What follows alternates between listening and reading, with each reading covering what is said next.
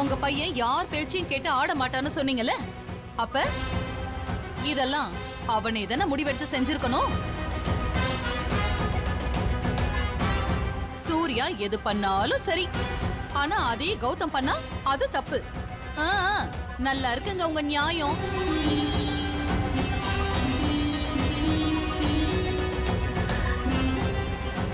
என்னங்க மாப்பிள்ள இதெல்லாம்? என்ன இதெல்லாம்? நீங்க இத பத்தியும் கவலைப்படாதீங்க கவலைப்படாதீங்க, நான் பாத்துக்கிறேன்னு சொன்னீங்களே, அது இதுதானா?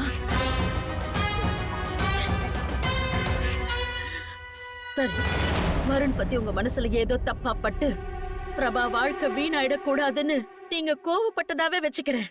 ஆனா நடந்ததெல்லாம் தெரிஞ்சிருந்தும் எதுக்காக விஜய கல்யாணத்துக்கு கூட்டு வந்தீங்க?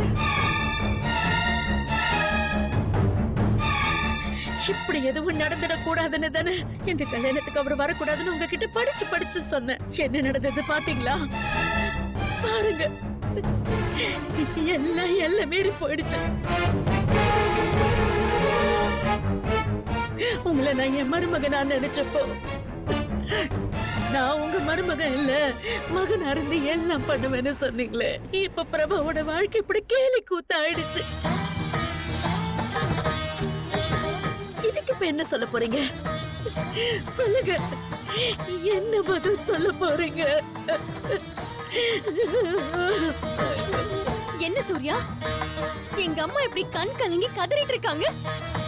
இப்ப கூட நீங்க எதுவும் பேசாம அமைதியா இருந்தீங்கன்னா என்ன அர்த்தம் சூர்யா? சொல்லுங்க. திட்டம் போட்டு தானே விஜய் மண்டபத்துக்கு கூட்டிட்டு வந்தீங்க.